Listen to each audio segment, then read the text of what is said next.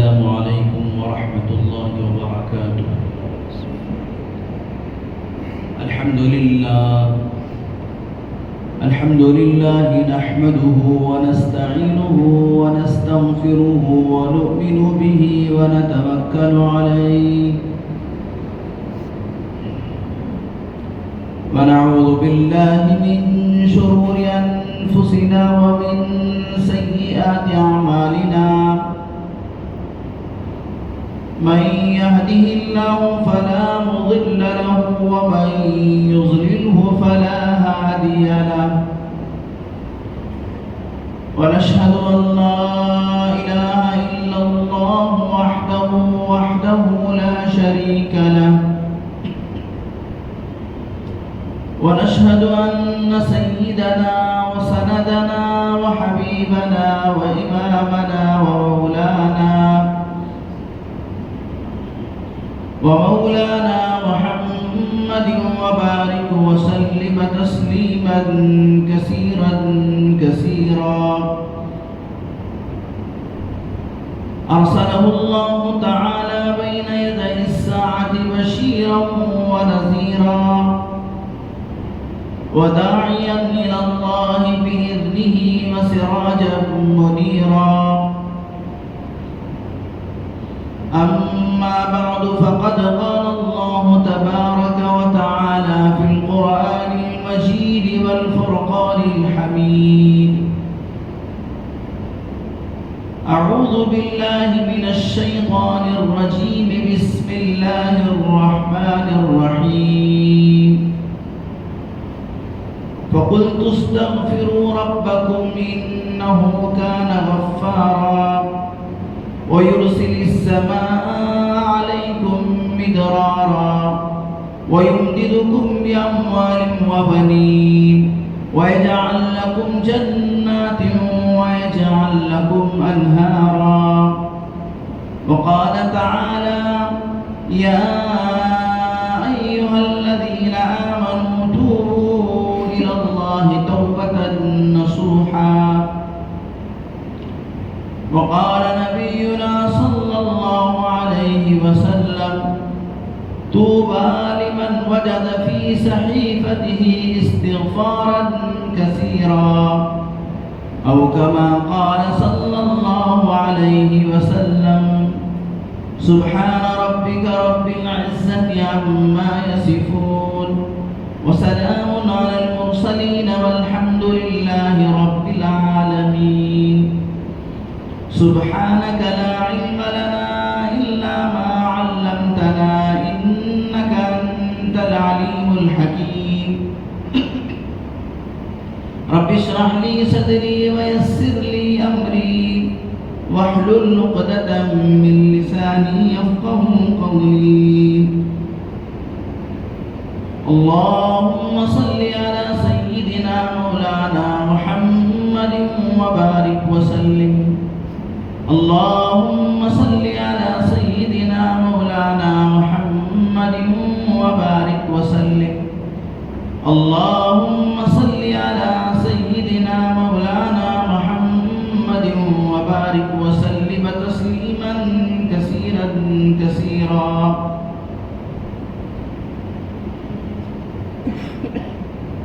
تمام تعریفیں، تمام بڑائیاں اور بزرگیاں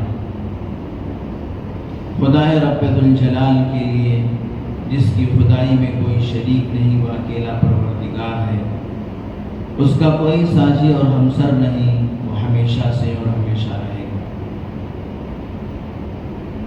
ہم سب اس کے کمزور اور ناتواں بندے ہیں، وہ ہمارا خالق و مالک، پالنہار اور پروردگار ہے۔ ہر پل، ہر لمحہ، کروڑ ہا کروڑ، انگنت لاتعداد درود و سلام امام الانبیاء، خاتم النبیین، سید المرسلین، رحمت للعالمین، تاجدار بطحا، محمد عربی، محمد مصطفیٰ، احمد مجتبی، حضرت رسول پاک صلی اللہ علیہ وسلم پر۔ یا رب صلی وسلم دائما ابدا علی حبیبک خیر الخلق کلہم۔ معزز و محترم سامعین اکرام، فرزندان اسلام، بہت ہی قابل قدر بزرگوں اور دوستوں، آج یکم جمادی الاولیٰ ہے۔ جمادی الاولیٰ کی آج پہلی تاریخ ہے۔ خطبے کے دوران میں نے قرآن مجید کی 2 آیتوں کو تلاوت کرنے کا شرف حاصل کیا اور سنن ابن ماجہ کی ایک حدیث میں نے آپ حضرات کے سامنے بیان کی۔ اللہ سے دعا گو کہ اللہ تبارک و تعالی اس قرآن مجید اور احادیث مبارکہ کی روشنی میں کچھ باتیں جو میرے اور آپ کے لیے نفع بخش ہو کہنے کی توفیق عطا فرمائے۔ اللہ تبارک و تعالی نے انسان کا یہ وجود اللہ نے اپنی طرف سے عطا فرمایا ہے، یعنی انسان کو جو اللہ نے بنایا ہے اس میں انسان کا کوئی دخل نہیں ہے۔ اس پورے وجود پر اللہ جل جلالہ و عم نوالہ کا پورا حق ہے۔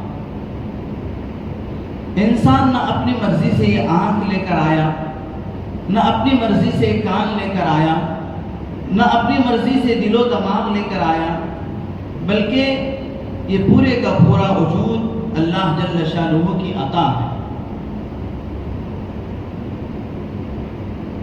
جب یہ وجود اللہ تعالیٰ کا عطا فرمایا ہوا ہے تو اس وجود پر اللہ جل شانہ کا پورا حق ہے، اور اس وجود کو استعمال کرنے کا طریقہ اور ضابطہ وہی ہے جو اللہ جل شانہ نے ارشاد فرمایا، جو طریقہ اللہ اور اللہ کے پیارے حبیب حضرت محمد الرسول اللہ صلی اللہ علیہ وسلم نے بتایا۔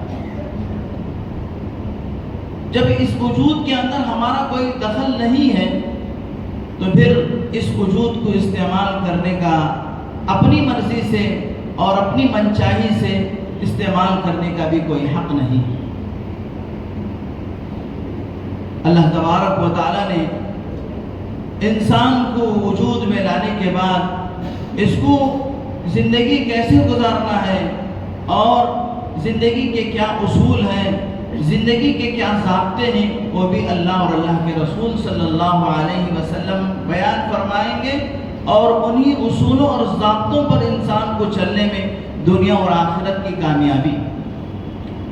اگر انسان اپنے اس وجود کے اندر اپنی منمانی اور اپنی چاہت اختیار کرے گا تو دنیا کے اندر بھی اسے اللہ کی طرف سے گاہے ماہے سزا ملتی رہے گی، اور آخرت کی پکڑ سے تو یہ چھوٹ ہی نہیں سکتا۔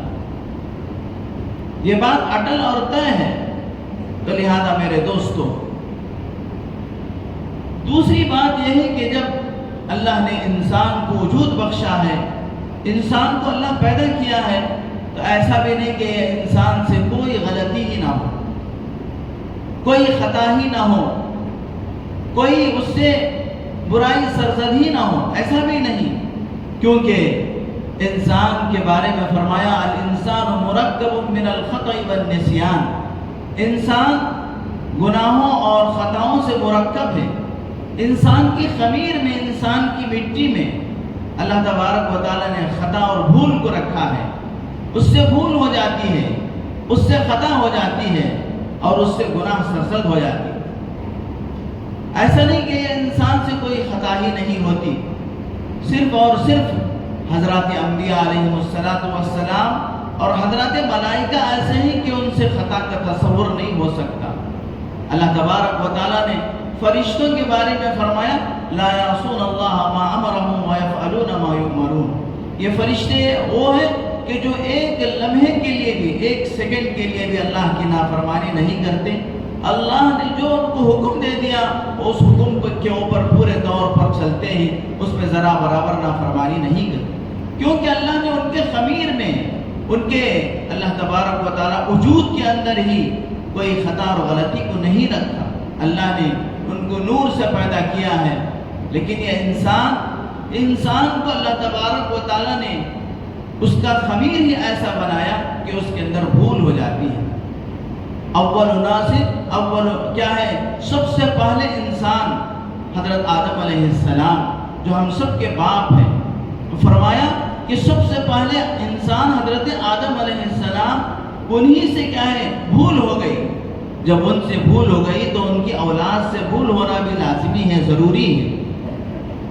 لیکن اللہ جل شانہ نے یہ جو بھول اور خطا اور غلطیاں اور یہ گناہ جو سرزد ہو جاتے ہیں، اس کے بارے میں اللہ تعالیٰ فرماتا ہے کہ اے لوگو یا ایھا الذین آمنوا توبوا الی اللہ توبۃ نصوحا. جب تم سے کوئی غلطی ہو جائے، جب تم سے کوئی خطا ہو جائے، جب تم سے کوئی گناہ ہو جائے، تو تم اس غلطی کو، اس خطا کو اللہ کی بارگاہ میں رجوع ہو کر اس کو معافی مانگا کرے، اس غلطی سے معافی مانگے، اس خطا سے معافی مانگے. کیوں؟ اللہ تبارک و تعالیٰ فرماتے ہیں اگر تم غلطیوں سے معافی مانگو گے تو میں تمہاری غلطیوں کو معاف کر دوں گا. حدیث پاک میں اللہ کے رسول حضرت محمد الرسول اللہ صلی اللہ علیہ وسلم نے فرمایا کل بنی آدم خطاؤون وخیر الخطائین التوابون. ہر بنی آدم سے گناہ ہو جاتا ہے، گناہ ہونا کوئی بری بات نہیں ہے، لیکن پھر اس گناہ کے ہونے پر توبہ کا نہ کرنا، معافی کا نہ مانگنا، اللہ سے رجوع نہ ہونا، یہ بڑی غلطی ہے، یہ اللہ تبارک و تعالیٰ کو ناراض کرنے والی چیز ہے. اللہ تعالیٰ فرماتے ہیں کل بنی آدم خطاؤون، ہر بنی آدم سے خطا ہو جاتی ہے، گناہ ہو جاتا ہے. وخیر الخطائین التوابون، بہترین خطا کار وہ ہے جو خطا ہونے پر اللہ سے معافی مانگ لیتے. ایک جگہ اللہ کے نبی صلی اللہ علیہ وسلم نے فرمایا التائب من الذنب کمن لا ذنب لہ. گناہوں سے توبہ کرنے والا ایسا ہے گویا کہ اس نے گناہ ہی نہیں کیا. اللہ تعالیٰ گناہوں کو ایسے معاف فرما دیتے ہیں، بلکہ ایک حدیث پاک کے اندر ایک جگہ آیا ہے کہ جب بندہ گناہوں سے توبہ کرتا ہے تو ان گناہوں کی جگہ میں اللہ گناہوں کو معاف فرما کر نیکیوں کو لکھ دیتے ہیں. اللہ تبارک و تعالیٰ اتنے بڑے غفور الرحیم ہیں، اتنے بڑے اللہ تبارک و تعالیٰ معاف کرنے والے ہیں. اور استغفار جو اللہ تبارک و تعالیٰ سے جو معافی مانگی جاتی ہے، اس استغفار کے بارے میں قرآن مجید کے اندر اللہ جل شانہ فرماتے ہیں کیا اللہ تبارک و تعالیٰ سے تم استغفار کرو، استغفار کرنے سے اللہ تبارک و تعالیٰ تمہارے گناہوں کو معاف فرما دیتے ہیں. ان تستغفر کیا ہے، اللہ تبارک و تعالیٰ گناہوں کو معاف فرما دیتے ہیں، اور اس استغفار کی وجہ سے اللہ تبارک و تعالیٰ تمہارے اوپر رحمتوں اور برکتوں کی بارش کا نزول فرماتے ہیں، اور اللہ تبارک و تعالیٰ تمہارے مال اور اولاد میں برکت عطا فرماتے ہیں. اور اتنا ہی نہیں کہ اللہ تبارک و تعالیٰ تمہیں آخرت میں اس استغفار کے بدلے جنت عطا فرماتے ہیں، جنت کے باغات عطا فرماتے ہیں. اور اللہ تبارک و تعالیٰ جنت کی نعمتیں، دودھ کی نہر، شہد کی نہر، پانی کی نہر، ایسی نہریں کہ جس کا پانی اور وہ نعمتیں جس کا تصور ہم دنیا میں رہتے ہوئے تصور نہیں کر سکتے، اللہ تبارک و تعالیٰ ایسی چیزیں عطا فرماتے ہیں. لیکن میرے دوستو، یہاں ہم کو شیطان توبہ سے روک دیتا ہے اور ہم کو یہ پٹی پڑھاتا ہے کہ ابھی تیری کیا ہی عمر ہے، تو چھوٹی عمر کا ہے، ابھی تیرے بال پکے نہیں، تیرے بال سفید نہیں ہوئے، توبہ کا بہت زمانہ باقی ہے اور توبہ کے لیے بہت ساری مدت باقی ہے، تو توبہ آئندہ کر لے. اگر اب توبہ کر لے گا تو پھر بھی توبہ تجھے گناہ کرنا پڑے گا. میرے دوستو، یہ شیطان کے حربے ہوتے ہیں، اور شیطان اتنا بڑا چالاک مکار ہے کہ اس کے پاس 70,000 گر ہیں کہ ایمان والوں کو بہکانے کے، ایمان والوں کو راہ راست سے ہٹانے کے. اس کے پاس 70,000 گر ہیں. کتابوں کے اندر لکھا ہے کہ 60,000 گر اس کے پاس ایسے ہیں جو عبادت کے لین سے، عبادت کے لین سے آدمی کو گناہوں میں مبتلا کرتا ہے، راہ راست سے اس کو بھٹکاتا ہے، اور یہ کہتا ہے کہ گناہ کر لے، بعد میں توبہ کر لے گا، بعد میں کیا ہے کچھ نماز پڑھ لے گا، کچھ کیا. اس طریقے سے شیطان آدمی کو بہکاتا رہتا ہے، اور شیطان یہ انسان کا اصلی دشمن ہے. چنانچہ اس امید سے کہ ہم کو بعد میں زندگی بہت ہے، توبہ کرنے کی، بعد میں توبہ کر لیں گے، اس امید سے تو گناہ کرنا کہ کوئی عقل مندی نہیں ہے. اس لیے کہ اللہ تبارک و تعالیٰ نے جتنے انسان دنیا کے اندر آئے ہیں کی ترتیب تو اللہ نے بنا رکھی ہے، لیکن جانے کی کوئی ترتیب نہیں۔ انسان جو دنیا میں آیا ہے کہ اس کا باپ ہے، پھر اس کا دادا ہے، پھر یہ پوتا ہے، یہ ترتیب ہے۔ ایک پوتا ہے تو اس کا باپ ہے، پھر اس کا دادا ہے۔ اس طریقے سے ترتیب سے دنیا میں آتا تو انسان ترتیب سے آتا ہے، لیکن دنیا سے جانے کی کوئی ترتیب نہیں۔ پوتے کا انتقال ہو جاتا ہے، جبکہ دادا اور باپ زندہ رہتے ہیں۔ چھوٹی عمر میں بھی اللہ تبارک و تعالیٰ نے نابالغ بچوں کے جنازے کے احکام احادیث مبارکہ کے اندر بیان کیے۔ اس سے پتہ چلتا ہے کہ نابالغ کو بھی دنیا سے جانا ہے، چھوٹے بچوں کو بھی دنیا سے جانا ہے۔ اللہ تبارک و تعالیٰ نے جانے کی کوئی ترتیب نہیں رکھا، اس لیے آدمی کو ہر وقت چوکنا رہنا ہے۔ جب بھی کوئی گناہ اس سے سرزد ہو جائے، فوراً وہ گناہوں سے توبہ کر لینا چاہیے، اس لیے کہ جب آدمی انتقال ہوتا ہے اور جب وہ ایڑیاں رگڑتا ہے اور آنکھیں اس کی پھٹی پھٹی رہ جاتی ہیں تو کیا ہوتا ہے؟ تو اسے اچانک اس کے سامنے جب فرشتہ آتا ہے، موت کا فرشتہ آتا ہے، اور وہ موت کا فرشتہ اس کے سامنے آ کر اس کے سامنے اس کا صحیفہ بتاتا ہے اور کہتا ہے کہ بھائی دیکھ، میں نے پوری دنیا کا چکر لگا لیا، جتنا تیرا رزق تھا پورے کا پورا رزق ختم ہو چکا ہے، اب ایک دانہ تیری روزی کا، تیرے رزق کا پوری دنیا کے اندر کہیں باقی نہیں ہے، اور جتنے تیری سانسیں تھی وہ تمام کی تمام سانسیں تیری ختم ہو گئی۔ میں نے تیرے اوپر کوئی ظلم نہیں کیا، میں نے تیرے اوپر کوئی کیا زیادتی نہیں کی، تیرا رزق ختم ہو گیا، تیرا پانی ختم ہو گیا۔ یہاں تک کہ میرے دوستو، جب آدمی انتقال ہونے لگتا ہے اور اسے چمچ سے پانی پلایا جاتا ہے، بسا اوقات یہ ہوتا ہے کہ وہ پانی بھی منہ سے باہر نکل جاتا ہے۔ بات یہ ہے کہ اس کا پورا پانی ختم ہو چکا۔ اب اس کے لیے اب وہ فرشتہ کہتا ہے کہ میں نے تجھ پر کوئی زیادتی نہیں کی، میں نے تیرا پانی نہیں پی لیا، میں نے تیرا کھانا نہیں کھا لیا، میں تیری سانسوں کو ختم نہیں کیا، بلکہ جتنی سانسیں تو لے کر آیا تھا اتنی تو نے ختم کر دیا۔ اور میرے دوستو، جب روح نکلنے کا وقت ہوتا ہے تو آدمی کی سانس تیزی کے ساتھ چلتی ہے، یعنی جتنی سانسیں رہ گئی ہیں اس کی، وہ بھی اللہ تبارک و تعالیٰ ختم کر کے اس کی جان لیتے ہیں۔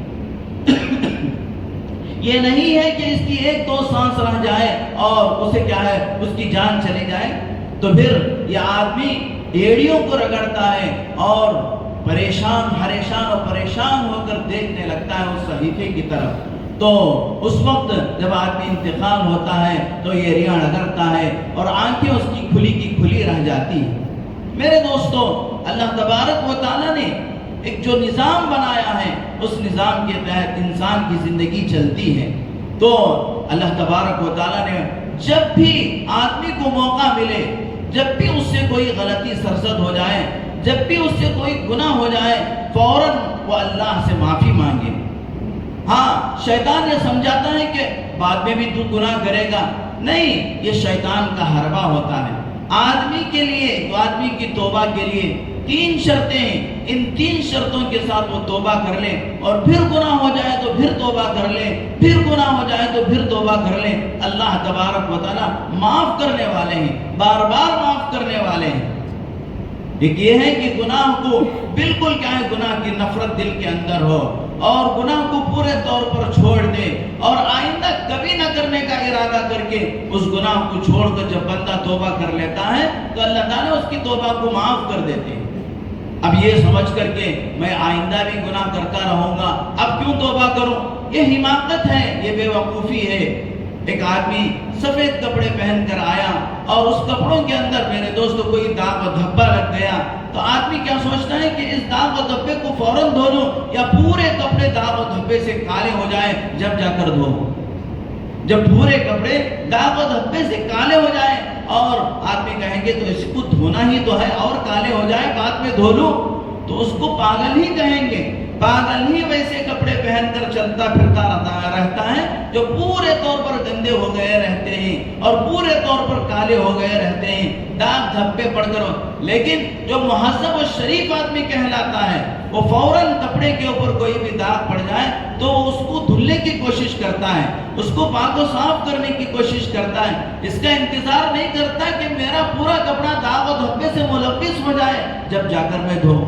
تو میرے دوستو، یہ حماقت ہے کہ آدمی گناہ کر رہا ہے، اب توبہ کرنے کے لیے بہانہ بنا رہا ہے، آئندہ بھی تو میرے گناہ ہوں گے، اس لیے میں آئندہ توبہ کر لوں گا، بوڑھا ہو کر توبہ کر لوں گا، مرنے کے وقت میں توبہ کر لوں گا۔ یہ حماقت ہے۔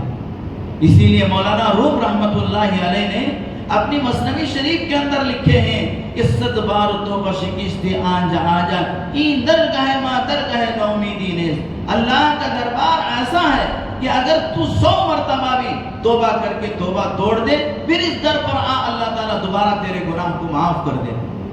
تو لہذا میرے دوستو، آئندہ بھی گناہ کرنا ہے، اس ارادے سے اب توبہ نہ کرنا یہ بے وقوفی ہے، یہ حماقت ہے، یہ آدمی کی کیا ہے، یہ ناسمجھی ہے، یہ شیطان کا حربہ ہے، یہ شیطان کا کھیل ہے۔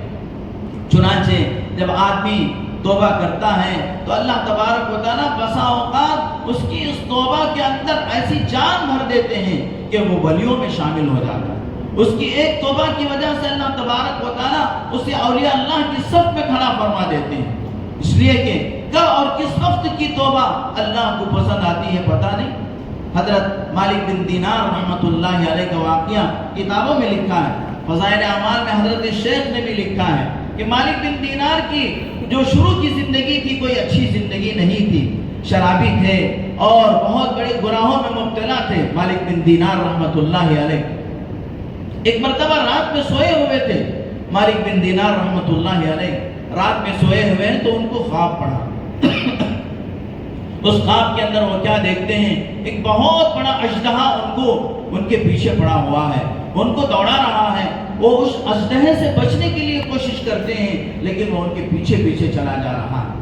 مالک بن دینار رحمت اللہ علیہ پریشان ہو جاتے ہیں، اس اژدہے سے بچنے کے لیے بھاگتے ہیں لیکن کوئی ان کو جگہ نہیں ملتی، کوئی چھپنے کی جگہ ان کو نہیں ملتی۔ بالآخر راستے میں ایک ضعیف، ایک کمزور بوڑھے میاں سفید کپڑوں میں ملبوس کھڑے ہوئے رہتے ہیں، ہاتھ میں لاٹھا ہے اور بدن پہ لرزہ ہے۔ چنانچہ مالک بن دینار اس بوڑھے کے پاس پہنچ جاتے ہیں، اس ضعیف و کمزور کے پاس پہنچتے ہیں اور جا کر کہتے ہیں کہ یہ اژدہا میرے پیچھے پڑا ہوا ہے، آپ مجھے اس سے بچائیے۔ وہ بوڑھے تو ضعیف و کمزور وہ کہتے ہیں کہ وہ اژدہا تو بہت بڑا ہے، میں کمزور ہوں، میں بچا نہیں سکتا، میں کمزور ہوں اور اژدہا بہت بڑا ہے، لہذا تم ایسا کرو کہ سامنے جو پہاڑ دکھ رہا ہے اس پہاڑ پر چڑھ جاؤ، وہاں مسلمانوں کی کچھ امانتیں رکھی ہوئی ہیں، ہو سکتا ہے کہ وہاں تمہاری کوئی امانت ہو، اس امانت کی وجہ سے تمہاری حفاظت ہو جائے، اس امانت کی وجہ سے تمہاری حفاظت ہو جائے۔ چنانچہ مالک بن دینار رحمت اللہ علیہ اس پہاڑ پر چڑھ گئے، اس پہاڑ پر چڑھ گئے تو ان کی ایک چھوٹی سی بچی، نابالغ بچی، چھوٹی عمر میں 8-10 سال کی عمر میں انتقال کر چکی ہوتی ہے۔ وہ بچی اس پہاڑ کے اندر جیسے ہی مالک بن دینار رحمت اللہ علیہ اوپر پہاڑ پر جاتے ہیں تو وہ بچی نظر آتی ہے، وہ دوڑتی ہوئی ان کے پاس آتی ہے اور مالک بن دینار اس بچی سے کہتے ہیں، بیٹی میرے پیچھے یہ اژدہا پڑا ہوا ہے، لہذا یہ مجھے کھانے کے لیے آ رہا ہے۔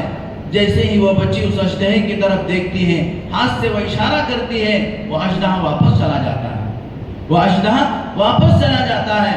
اور اس کے بعد اس بچی سے امام مالک بن دینار رحمت اللہ نے پوچھتے ہیں کہ بیٹیا وہ سام کیا ہے؟ اور یہ راستے میں جو بوڑھے میاں ملے جو بالکل کمزور، نحیف، بدن کے اندر راشا ہے، ہاتھ میں لٹھا ہے، یہ کون؟ یہ ضعیف کمزور یہ بوڑھے میاں کون ہیں اور یہ اژدہا کیا ہے؟ تو بچی کہتی ہے، ابا جان یہ جو اژدہا جو آپ کے پیچھے پڑا ہوا تھا وہ آپ کے گناہ ہیں، وہ آپ کی بدکاریاں ہیں، وہ آپ کے گناہ ہیں، وہ اللہ کی جو نافرمانی آپ کر رہے تھے وہ اژدہے کی شکل میں اتنا موٹا اژدہا بن چکے ہیں، اور جو نیکیاں آپ کے تھے، وہ جو کچھ آپ کے گنے چنے نیکیاں تھی وہ بوڑھے کی شکل میں کمزور، لہیب، لاچار اور مجبور کہ ان کے بدن کے اندر راشا ہے اور ان کے ہاتھ میں لٹھا ہے، وہ اس اژدہے کو بچا نہیں سکتے، آپ کی نیکیاں اتنی کمزور ہیں۔ اور اس کے بعد بیٹی نے کہا ابا جان الم یعنی للذین آمنوا ان تخشع قلوبهم لذکر اللہ، کیا آپ کے لیے ابھی وہ وقت نہیں آیا کہ تم اللہ کے ذکر سے تمہارے دل میں ڈر پیدا ہو جائے، خدا کا خوف تمہارے اندر آ جائے، گناہوں سے توبہ کرنے کا وقت تمہارے لیے ابھی نہیں آیا؟ چنانچہ میرے دوستو مالک بن دینار رحمت اللہ علیہ جب صبح اٹھتے ہیں تو فوراً توبہ کرتے ہیں اور پھر اللہ تبارک و تعالیٰ کی طرف ایسے رجوع ہوتے ہیں۔ آج میرے دوستوں امام مالک بن دینار رحمت اللہ علیہ کو سارے مسلمان عزت و قدر کے ذریعے سے یاد کرتے ہیں۔ ایک توبہ ان کی، ایک واقعہ ان کا، ایک خواب ان کا ان کی زندگی کو بدلنے کے لیے کافی ہو۔ لہذا میرے دوستوں ہمارے جو گناہ ہیں، ان گناہوں کی وجہ سے ہم اپنے پیچھے بڑے بڑے اژدہے پال رکھے ہیں، بڑے بڑے سانپ پال رکھے ہیں، اور پھر میرے دوستوں ہماری نیکیاں جو ہیں ان نیکیوں کے اندر اتنی طاقت نہیں، اتنی قوت نہیں کہ وہ ان بڑے بڑے اژدہوں کا مقابلہ کریں۔ اس لیے میرے دوستوں آج زندگی ہے ہماری یہ جو سانسیں ہیں، اور اللہ نے جو زندگی ہمیں دیا ہے وہ توبہ کرنے کا وقت ہے، وہ اللہ سے رجوع ہونے کا وقت ہے۔ اور اللہ تبارک و تعالیٰ بڑے رحیم و کریم ہیں، اللہ تبارک و تعالیٰ کو اپنے بندے کی توبہ بہت پسند ہے۔ اللہ تبارک و تعالیٰ حدیث پاک کے اندر فرماتا، اللہ کے نبی نے فرمایا جو بندہ اللہ سے توبہ کرتا ہے وہ اللہ کو اتنا محبوب ہے جیسے کئی سالوں سے بچھڑا ہوا بچہ جب اپنے ماں باپ کے گھر واپس لوٹ کر آ جاتا ہے، جتنی خوشی اس گمشدہ بچے سے ماں باپ کو ہوتی ہے، قسم خدا کی کہ جو بندہ اللہ سے بھٹک کر زندگی گزار رہا ہوتا ہے، جب اللہ کی طرف رجوع ہو جاتا ہے، اللہ کے گھر کی طرف لپکتا ہے، خدا کے سامنے ہاتھ پھیلا کر گرم آنسو ٹپکاتا ہے، تو اللہ تبارک و تعالیٰ ان ماں باپ سے زیادہ اس بندے سے خوش اور راضی ہوتے ہیں۔ چنانچہ میرے دوستو ایک آدمی تھا جو 99 آدمیوں کا قاتل تھا، 90 پر 9 آدمیوں کو قتل کیا ہوا تھا، ڈاکو تھا اور بہت بڑا لٹیرا تھا۔ چنانچہ اس کے دل کے اندر ارادہ پیدا ہوا کہ میں اپنے ان گناہوں سے توبہ کروں۔ اللہ اکبر، میرے دوستو ہم میں سے کوئی آدمی ایسا تو نہیں ہے، اللہ کا فضل ہے کہ چھوٹے موٹے گناہ ہوتے ہیں، اور میرے دوستو اگر ہم اپنے ان گناہوں کے اوپر مصر رہیں گے تو فرماتے ہیں کوئی چھوٹا گناہ چھوٹا نہیں ہے، اور توبہ کیا ہے؟ چھوٹا گناہ جب اس کو چھوڑ دیا جائے، جب اس سے توبہ نہیں کیا جائے، چھوٹا گناہ نہیں ہے، اور کوئی بڑا گناہ نہیں ہے جبکہ اس سے معافی مانگ لیا جائے۔ میرے دوستو اس فارمولے کو سمجھے کہ چھوٹا گناہ کوئی چھوٹا گناہ نہیں ہے جبکہ اس سے توبہ نہ کیا جائے، اور کوئی بڑا گناہ نہیں ہے جبکہ اس سے معافی مانگ لیا جائے۔ اللہ تبارک و تعالیٰ بڑے سے بڑے گناہ کو بھی معاف فرما دیتے ہیں۔ فرمایا چھوٹا گناہ چھوٹی چنگاری کی طرح ہے، جب تم اسے گناہوں کی ہوا دیتے رہیں گے ایک دن وہ شعلہ بن جائے گی اور آپ کے وجود ہی کو جلا کر رکھ دے گی۔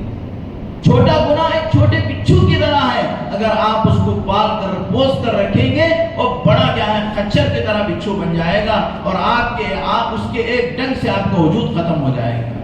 لیکن بڑے سے بڑا گناہ 99 آدمیوں کا قاتل تھا، جب اس کے دل کے اندر ارادہ ہوا کہ میں اللہ سے رجوع ہونا ہے، میں نے بہت پاپ کیے ہیں، بہت گناہ کیے ہیں، اللہ سے مجھے معافی مانگنا ہے، تو ایک آدمی کے پاس، ایک صوفی کے پاس گیا اور جا کر کہا کہ میں اپنے 99 گناہوں کی توبہ کرنا چاہتا ہوں، میں نے 99 قتل کر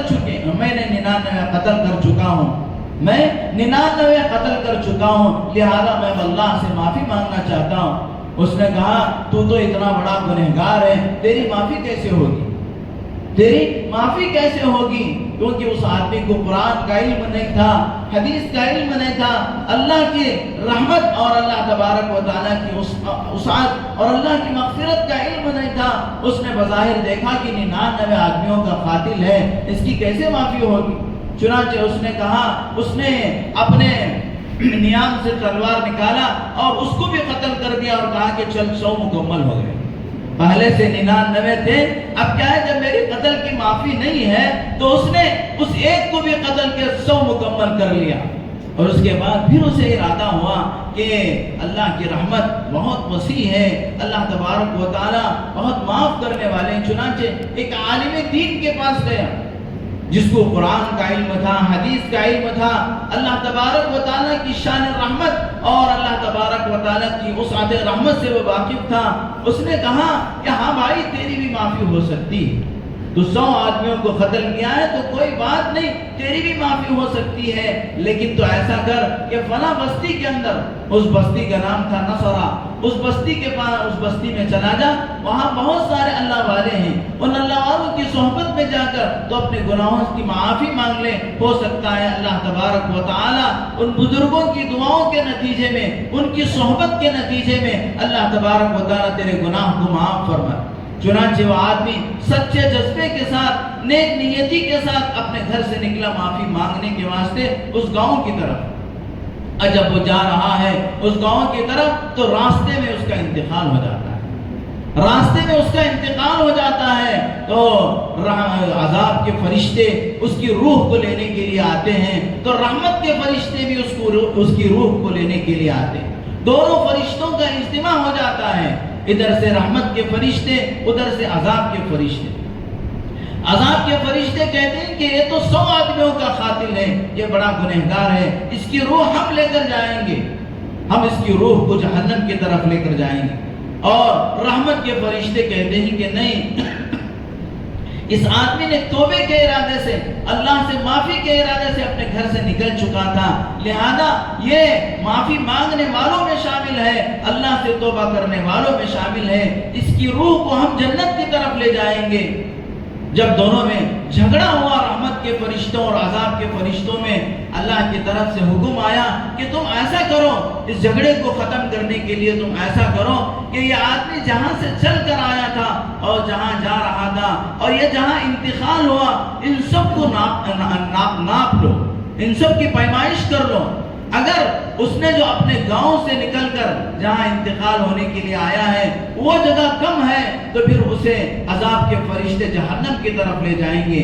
ہاں، جس طرف جا رہا ہے معافی مانگنے کے واسطے جس گاؤں کو، اگر وہ جگہ اس کے مرنے کی جگہ سے کم ہے تو پھر رحمت کے فرشتے اسے جنت میں لے جائیں گے۔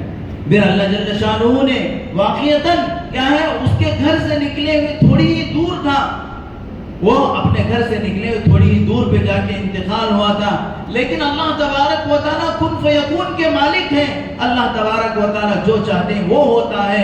اللہ نے زمین کو حکم دیا، اے زمین جس طرف وہ توبہ کرنے کے لیے جا رہا ہے اس طرف کو تو سکڑ جا، اس طرف کی مسافت کم ہو جائے۔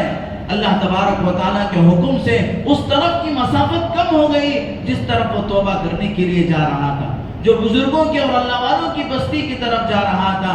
جب ناپا گیا تو پھر دوستو وہ توبہ کی طرف جا رہا تھا، اس کی مسافت کم تھی، اور جو گھر سے نکلا تھا اور جہاں انتقال ہوا تھا اس کی مسافت زیادہ تھی۔ تو فیصلہ یہ ہوا کہ اس کو کیا ہے، رحمت کے فرشتے جنت میں لے جائیں گے، اس کو رحمت کے فرشتے جنت میں لے جائیں گے اور اللہ تبارک و تعالیٰ اسے معاف فرما کر جنت میں داخلہ مقدر فرمائے۔ چنانچہ میرے دوستو، اللہ تبارک و تعالیٰ کو توبہ کرنے والا بے حد پسند ہے، اور جو توبہ نہیں کرتا، جو گناہوں پر مصر رہتا ہے، اللہ تبارک و تعالیٰ اس سے ناراض رہتے ہیں۔ ایک مولانا بیان فرما رہے تھے، ایک آدمی سے انہوں نے کہا کہ بھائی توبہ کر کے اچھی زندگی گزار لو اور چہرے پہ داڑھی چھوڑ لو۔ اس نے کہا کہ حضرت میرے اندر 2 گناہ ہیں، اب میں یہ سوچتا ہوں کہ یہ داڑھی رکھ کر وہ 2 گناہ کروں تو پھر یہ داڑھی بدنام ہو جائے گی۔ ایک یہ ہے کہ مجھ سے بدنگاہی ہو جاتی ہے، اور میں کبھی کبھی جھوٹ بھی بولتا ہوں۔ اب یہ بہت سارے لوگوں کو یہ خیال آتا ہے کہ داڑھی رکھ کر جھوٹ بولیں گے تو ڈبل گناہ ہے، داڑھی رکھ کر بدنگاہی کریں گے تو ڈبل گناہ ہے۔ یہ بھی شیطان کا حربہ ہے، یہ سب سے پہلے یہ خیال ڈالتا ہے کہ داڑھی مت رکھ۔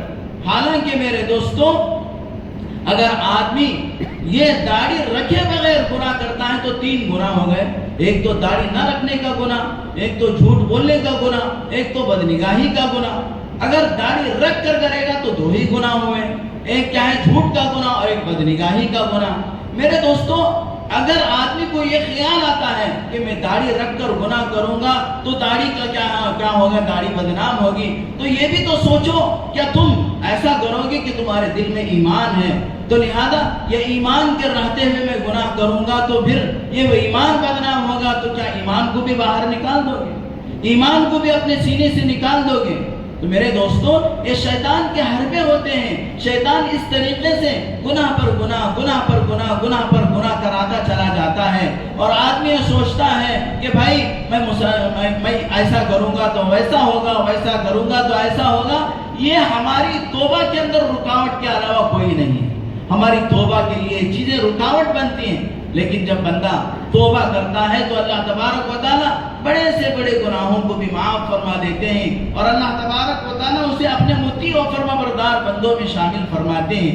لیکن اس لیے میرے دوستو، جب بھی ہمارے دل کے اندر توبہ کا خیال آئے تو فوراً ہم توبہ کرنا چاہیے، سچی توبہ کریں، اور پھر میرے دوستو اللہ سے توفیق بھی مانگے کہ اللہ تبارک و تعالیٰ اس توبہ پر ہمیں ثابت قدمی عطا فرمائے۔ اس لیے کہ میرے دوستو، زندگی کا کوئی بھروسہ نہیں ہے، یہ انسان پانی کا بلبلہ ہے، کب یہ ختم ہو جائے گا کچھ پتہ نہیں ہے۔ اس لیے اگر ہم کیا ہے سچی پکی ہر وقت ہم اللہ سے توبہ کرتے رہیں، اللہ سے معافی مانگتے رہیں، اور ایک عزم و ارادہ کر لیں۔ آدمی کا ارادہ ہی تو ہے بہت بڑی چیز۔ جب آدمی قوت ارادی کے ساتھ، جب آدمی کا ارادہ مضبوط ہوتا ہے تو اس پہاڑ کو اس پہاڑ یعنی نکال کر ادھر رکھ سکتا ہے۔ آدمی کا ارادہ اتنا مضبوط ہے کہ جب آدمی ارادہ کر لیتا ہے تو پہاڑ ہی کو کیا ہے راستے سے ہٹا دیتا ہے۔ تو کیا جب آدمی ارادہ کر لے تو کیا نماز نہیں پڑھ سکتا 5 وقت کی؟ مضبوطی کے ساتھ جب آدمی ارادہ کر لے تو کیا گناہوں سے بچ نہیں سکتا؟ کیا اللہ تبارک و تعالیٰ کی نافرمانی سے نہیں بچ سکتا؟ کیا اللہ کے نبی صلی اللہ علیہ وسلم کے طریقے پہ عمل نہیں کر سکتا؟ بشرطے کہ آدمی کے اندر ارادہ ہو، مضبوط ارادہ ہو، قوت ارادی ہو، اور پھر اللہ تبارک و تعالیٰ کی مدد بھی اس کے لیے معین و مددگار بنے۔ اللہ تبارک و تعالیٰ کی مدد بھی اس کے ساتھ ہو جاتی ہے، اور وہ پھر آسانی کے ساتھ گناہوں سے بچ جاتا ہے اور اچھی زندگی گزار کر جاتا ہے۔ جیسے اللہ تبارک و تعالیٰ زندگی گزارنا چاہتے ہیں ویسی زندگی گزارے گا۔ جیسا کہ میں نے پہلے بھی کہا ہے کہ زندگی ایسی گزارو کہ جب دنیا سے جا رہے ہو تو ہنستے ہوئے اللہ کی ملاقات کا شوق، نبی رحمت صلی اللہ علیہ وسلم کی ملاقات کا جذبہ ہمارے اندر ہو، اور ہم خوشی خوشی دنیا سے جائیں، جبکہ دنیا والے ہمارے جانے پہ رو رہے ہو، دنیا والے ہمارے جانے پہ رو رہے ہوں کہ کیسے بہترین آدمی دنیا سے چلا گیا، لیکن ہم خوشی کے ساتھ جیسے اللہ تبارک و تعالیٰ سے ملاقات کے شوق میں ہم دنیا سے جا رہے ہیں۔ اللہ تعالیٰ سے دعا ہے کہ اللہ تعالیٰ ہم سب کو سچی اور پکی زندگی گزارنے کی توفیق عطا فرمائے، سچی اور پکی توبہ کی توفیق عطا فرمائے۔ وآخر دعوانا الحمدللہ۔